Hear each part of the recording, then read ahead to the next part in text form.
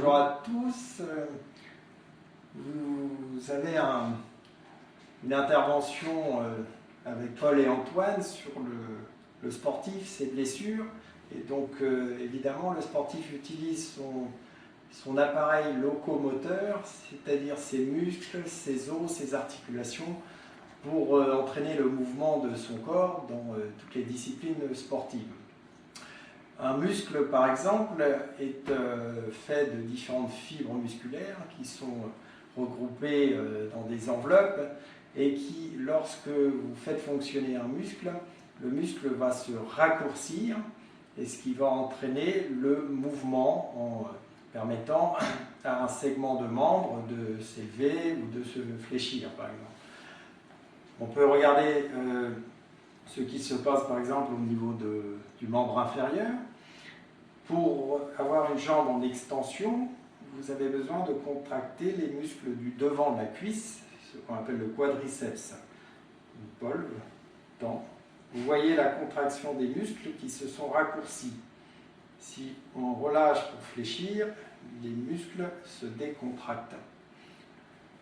Pareillement, pour fléchir la jambe derrière la cuisse, vous allez avoir une contraction des muscles du derrière de la cuisse, ce qu'on appelle les ischio-jambiers. Cela permet par exemple de faire des mouvements dans la course, le sprint. Ça leur permet de faire un shoot au football, puisqu'il faut une extension complète de la cuisse. Bien évidemment, vous avez une combinaison de contraction musculaire. Dans tout geste sportif, il n'y a pas qu'un groupe musculaire qui va fonctionner.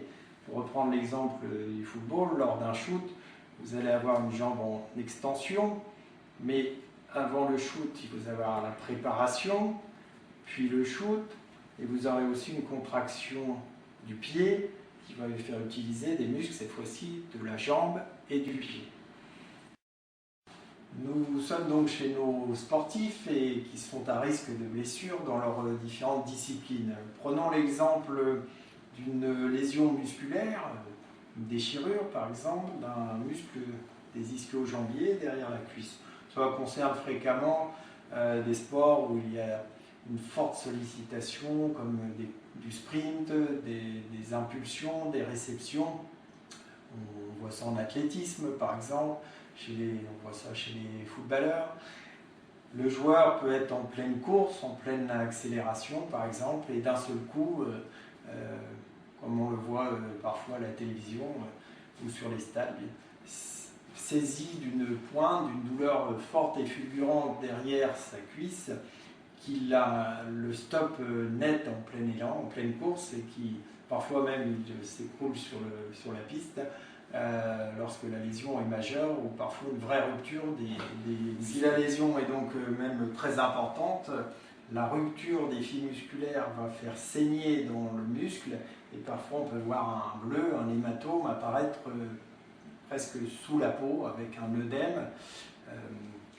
C'est ce que vous voyez quand vous voyez les soignants autour qui vont mettre tout de suite une poche de glace pour éviter que ça saigne davantage, un bandage compressif pour limiter donc le saignement, l'œdème, et déjà soulager le sportif et favoriser donc après sa récupération et déjà ses soins et son traitement.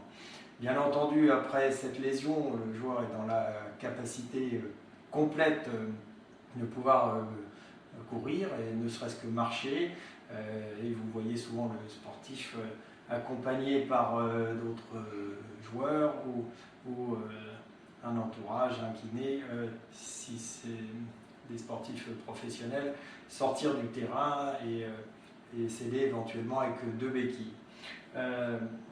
On s'en suivra après les soins et la rééducation, car il faut plusieurs semaines après aux fibres pour cicatriser et être en capacité de reprendre leur activité au niveau du muscle, et c'est-à-dire de récupérer toutes leurs fonctions pour exercer à nouveau la discipline sportive.